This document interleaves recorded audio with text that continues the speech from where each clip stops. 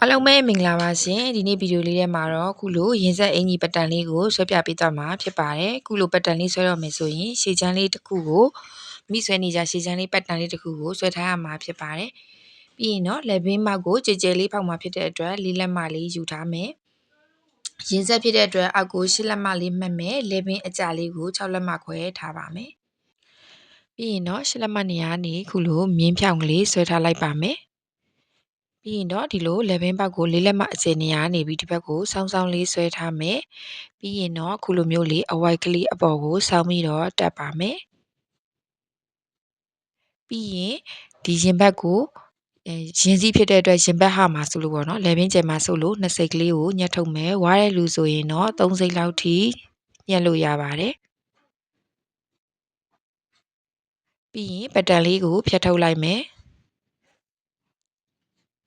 လက်ဘင်းနေရာလေးတွေကိုလည်းဖြတ်ထုတ်လိုက်ပါမယ်ပြီးရင်2စိတ်စားထားတဲ့နေရာလေးတွေကိုလည်းညှက်ထုတ်လိုက်ပါမယ်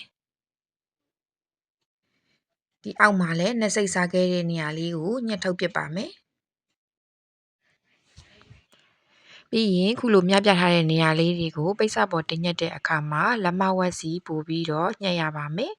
ရှာခံပါတဲ့နောက်ထပ်ပတ်တန်လေးတစ်ခုကိုလည်းလုပ်ပြပါမယ်ဒါဆိုရင်တော့ဒီအဖုံးချမ်းမှာတစ်လက်မယူထားတယ်ဒီအခန့်ချမ်းဘက်မှာတော့2လက်မယူထားပြီးတော့ဒီလိုမျိုးလေးခောက်ချောင်းလေးနဲ့ခောက်ထားပါမယ်ဒါကိုတော့အလှချင်းပူထားပါမယ်ပိတ်စပေါ်တင်ညက်ရင်အဲ့လိုမျိုးလေးညှက်ရမှာဖြစ်ပါတယ်ပြီးရင်တော့ပေါ့နော်ဒီလေဘင်းကျယ်မှာဆိုလို့တောက်ဖြောက်ထားတယ်ပေါ့နော်နှစ်စိတ်စာတောက်ဖြောက်ထားတယ်ပတ်တန်လေးကိုဒီပေါ်မှာတင်ပြီးတော့ဆွဲလိုက်ပါမယ်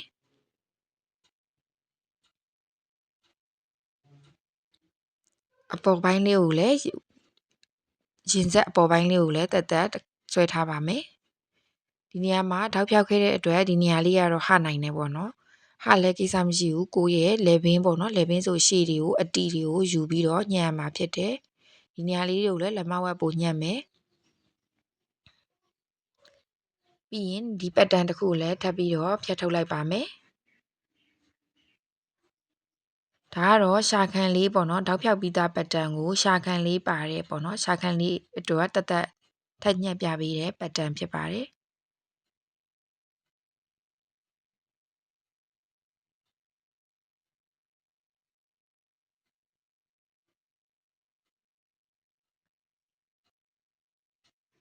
ခုနလိုပဲပတ်တန်လေးကိုကုန်ညှက်ထုတ်ထားမယ်လေဘင်းဆိုလဲသူလေဘင်းပုံစံလေးအတိုင်းညှက်ထုတ်ထားပါမယ်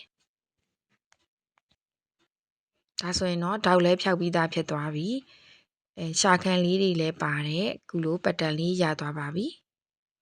ဒါကတော့ရင်စီအင်ကြီးမှာရှာခံထက်နီလေးဖြစ်ပါတယ်အခုလိုခုနတလက်မခောက်ထားတဲ့ရှာခံလေးကိုဖြတ်လိုက်ရင်ရင်စီတွေဆိုရင်မဟာတော့ပါဘူးမြပြထားတဲ့နေရာလေးနေရာမှာ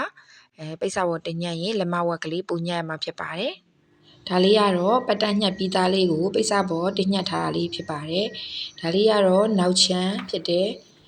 ဒါကကြတော့ရှေ့ချမ်းပေါ့နော်ရှေ့ချမ်းလေးကိုရင်ဆက်ကလေးနဲ့တခါလေးညှက်ထားတယ်ဒီမှာရှာခံလေးတွေလည်းတခါလေးညှက်ထားတယ်ဒီနေရာလေးကိုစက်နဲ့ချုပ်ပါတွဲချုပ်ရမှာဖြစ်ပါတယ်ပြီးရင်ဒါလေးတွေကတော့ဒါလက်ပေါ့နော်လက်ကိုလည်းအဲ့လိုမျိုးလက်ကိုလည်းအဆက်ကလေးနဲ့ပေါ့နော်ညှက်ထားတယ်ကဲချုပ်တော့မယ်ဆိုလို့ရှိရင်ဒါကတော့ကွတ်စာယူမယ်ပေါ့နော်နောက်ချမ်းကွတ်စာယူမယ်ကွတ်စာယူတဲ့အခါမှာပိတ်စာလေးကိုအဲ့လိုခောက်ချောင်းလေးထားမယ်ခောက်ချောင်းလေးထားပြီးတော့ဒီမှာခောက်ချောင်းလေးနှစ်ခုကိုညီအောင်ထားမယ်ညီအောင်ထားပြီးတော့ခုလိုမျိုးလေးပေါ့နော်တသက်ရက်ကလေးလုပ်ပြီးဒါပခုံးအစောင်းအတိုင်းလေးခုလိုမျိုးညှက်မယ်ပြီးရင်လေဘင်းဆိုလည်းလေဘင်း white အတိုင်းလေးခုလိုမျိုးလေးညှက်လိုက်ပါမယ်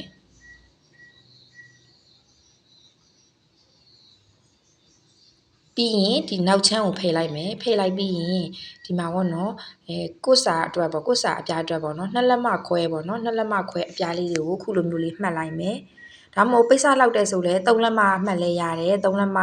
3လက်မခွဲ4လက်မမှတ်လဲရတယ်2လက်မပိတ်စမလောက်လို့2လက်မမှတ်မယ်ဆိုလဲရပါတယ်ဒါပေမဲ့2လက်မထက်အောက်လျော့ပြီးမှတ်ရင်တော့ဒါကွတ်စာချုပ်လို့မကောင်းတော့ဘူးပေါ့နော် အနည်းဆုံးတော့2လက်မလောက်ပိတ်စာကိုရအောင်လုံလောက်အောင်ယူပေးရမယ်ပြီးရင်ဒီအဝိုက်လေးတိုင်းညှက်လိုက်မယ်ဒါဆိုရင်နောက်ချမ်းကွတ်စာလေးရသွားပြီဒီနေရာလေးတွေကိုဓာတ်ဆက်လိုက်ထားမယ်ပြီးရင်ရှေ့ချမ်းကွတ်စာယူမယ်ရှေ့ချမ်းကွတ်စာယူရင်လည်းခုလိုမျိုးလေးပေါ့နော်လုံလောက်တဲ့နေရာလေးကိုကြည့်မယ်ပိတ်စာလေးကိုကြည့်ပြီးတော့သူ့ရဲ့ဒီပခုံးဆိုလဲပခုံးဆောင်အတိုင်းလေးညှက်မယ်လေဘင်းဆိုလဲဒါလေဘင်းပေါ့နော်လေဘင်းပုံစံအတိုင်းလေးကိုညှက်ပါမယ်ဒီနေရာမှာလက်မဝက်စာလေးပို့ပြီးညှက်ထားမယ်ဘာလို့ဆိုအတွင်းသားလေးကိုပေါ့နော်ကွတ်စာလေးကိုခောက်ထက်မှာမလို့ပေါ့နော်အဲ့လိုလေးညှက်ထားမယ်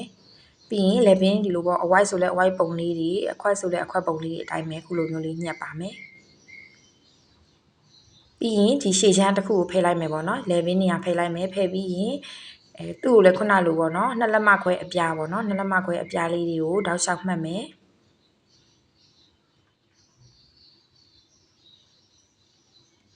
ဒီညာလေးတွေကိုအဲ့လိုမျိုးလေးတောက်လျှောက်လေးတွေမှတ်ပါမယ်ကိုကလက်မှတ်တဲ့တယ်ဆိုရင်တော့ပေါ့နော်ကိုပါကိုဒီတိုင်းလေးညှက်လို့ရတယ်ဒီမှာကတော့ပေါ့နော်တေချာနီးစနစ်တကျလေးပြထားပေးပါတယ်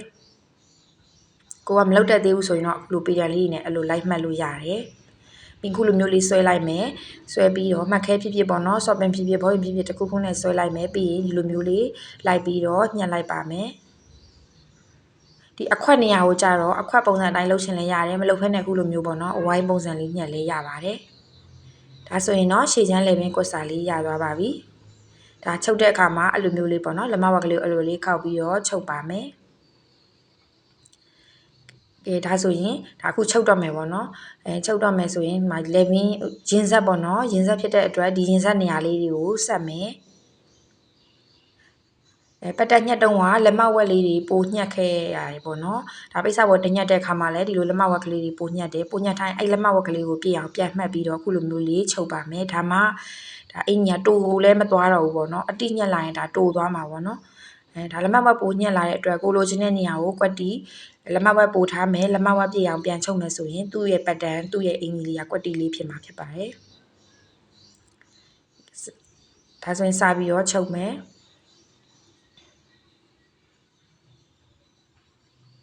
ဒီရင်ဆက်ကလေးကတော့တနန်းလေးဆက်တဲ့အတွက်ကြောင့်မလို့ဒါကတော့ဆက်ရတာမခက်ဘူးပေါ့နော်တချို့ရင်ဆက်တွေကြာရင်အဝိုက်တွေအခွက်တွေဆိုလို့ရှိရင်တော့ဒါအဲ့သူ့ရဲ့ဟိုအတိုင်းပေါ့နော်နည်းနည်းတော့ခက်တယ်ပေါ့နော်ဆက်ရတာဒါတော့အဖြောင်လေးဆက်ရတာဖြစ်တဲ့အတွက်ဒီဖြောင်လေးရိုးရိုးလေးပဲဆက်လိုက်တာဖြစ်ပါတယ်ဒါဒီလိုအစွန်းနေရာတွေဆိုလို့ရှိရင်တုပ်ပြီးတော့ချုပ်ရမယ်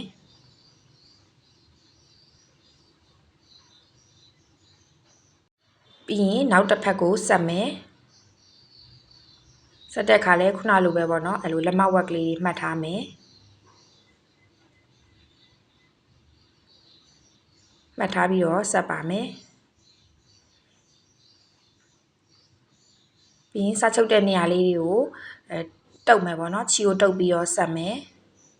ပြီးရင်ထောက်လျှောက်တနန်းလေးချုပ်လာပါမယ်ပြီးရင်ဒီမှာရှာခန်းနေရာတွေရှိရပေါ့နော်ဒီလိုရှာခန်းနေရာတွေဆိုလို့ရှိရင်လည်းအကုန်လုံးကိုဒီလိုဖြန့်ချလိုက်ပြီးတော့ဒါဆက်မယ်ပေါ့နော်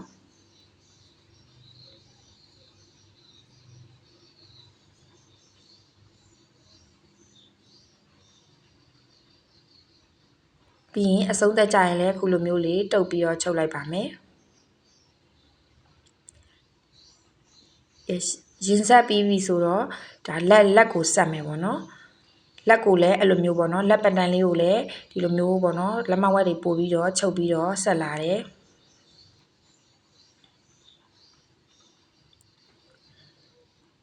လက်မဝက်ပို့ပြီးညှက်လာတဲ့အတွက်ဆက်တဲ့အခါမှာလည်းလက်မဝက်ကလေးပို့ပြီးတော့ညှက်ပါမယ်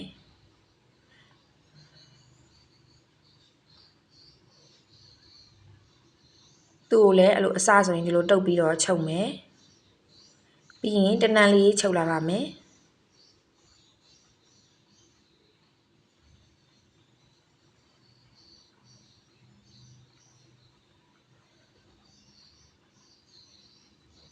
ပြီးရင်အဆုံးသက်ခံပြီးကြလို့ရှိရင်ခြီလေးကိုတုပ်လိုက်ပါမယ်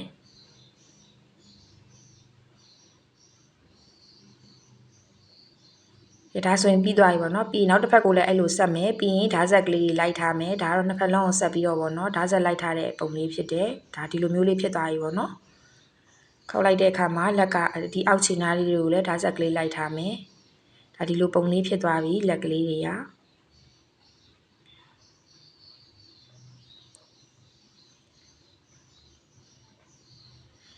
ရင်ဆက်ထားတဲ့နေရာတွေကိုလည်းဓာတ်ဆက်ကလေးတွေလိုက်ထားပါမယ်ဒါဆိုရင်လည်းဒါရှာခံပေါ့နော်ရှာခံ2ဆင့်ဒီလာတော့ဆိုလည်းဒီနေရာလေးကိုဓာတ်ဆက်ကလေးတွေလိုက်ထားမယ်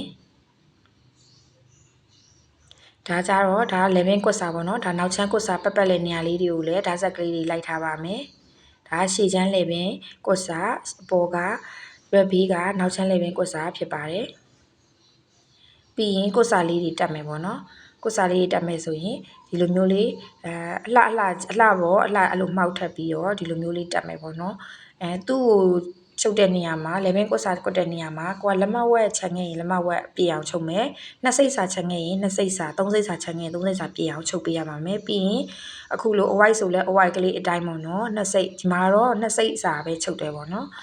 နှစ်စိတ်11ပေါက်ကိုနှစ်စိတ်စာလောက်ပဲချန်ခဲ့တယ်ပေါ့နော်အဲ့ဒီအတွက်နှစ်စိတ်စာပြေအောင်ချုပ်တယ်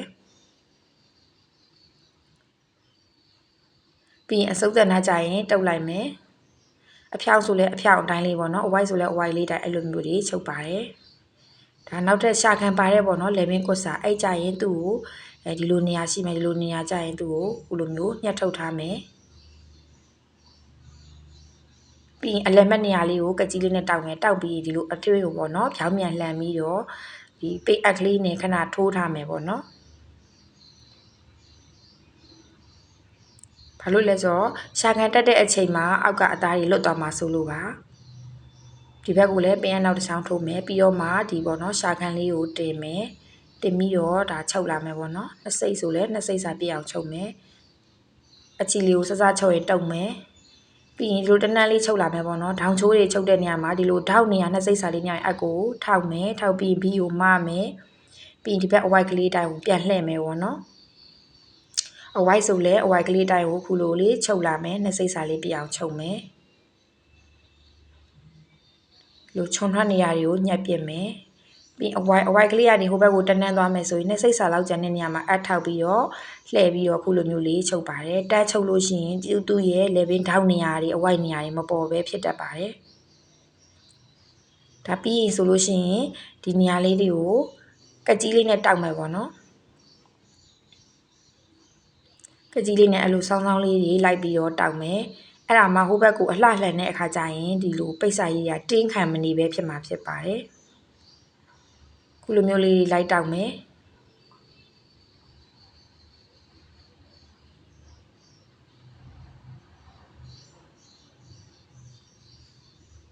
အချီပိုနေရှုံနေရတွေတွေ့ရင်ဖြတ်ပြင်းမှာပေါ့နော်အဲဆိုရင်ဒီလိုမျိုးလေးအဝိုက်ဆိုလဲဒီလိုထောက်နေရလေးတွေဆိုလဲခုလိုညှက်ထားမယ်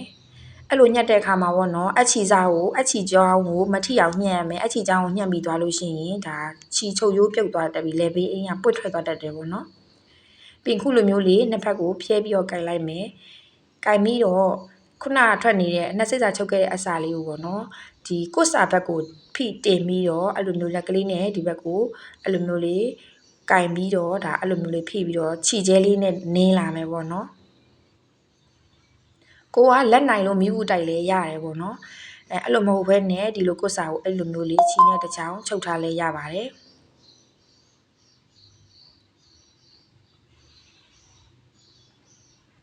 ဒါပြီးရင်နောက်တစ်ဖက်ကိုဖိနင်းမယ်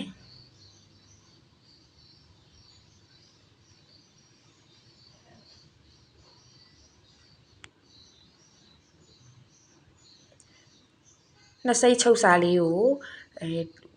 ရှာခံဘက်ကိုတင်ပြီးတော့နင်းမယ်ပေါ့နော်ဒီဘက်ကိုအင်ကြီးအလှဘက်ကိုတင်နင်းလိုက်ရင်အချီကျိုးကြီးကပေါ်နေမှာဖြစ်ပါတယ်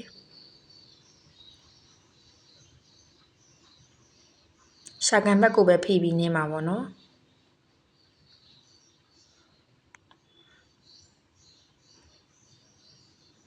ဒါဆိုလို့ရှိရင်မိဘူးတိုက်ဆရာမလိုတော့ဘူးပေါ့နော်မိဘူးတိုက်ဆရာဟိုကော့ကတ်တဲ့အခါပဲတိုက်ဆရာလိုတော့တယ်ဒီ level ပေါက်ဒီပုံစံအတိုင်းကိုလှန်တဲ့အခါမှာဒီလိုမျိုးလေးနင်းလိုက်ခြင်းအဖြစ်ပေါ့နော်ဒီ level ပေါက်ပုံစံလေးကမိဘူးတိုက်ဆရာမလိုပဲပေါ်သွားတယ်ပေါ့နော်ရင်ဆက်အင်ကြီးချုပ်နီးအပိုင်းနှစ်လေးကိုနောက်ဗီဒီယိုလေးထဲမှာဆက်ပြီးပြသပေးပါမယ်ကြည့်ရှုပေးတဲ့တယောက်ချင်းစီတိုင်းကိုကျေးဇူးတင်ပါတယ်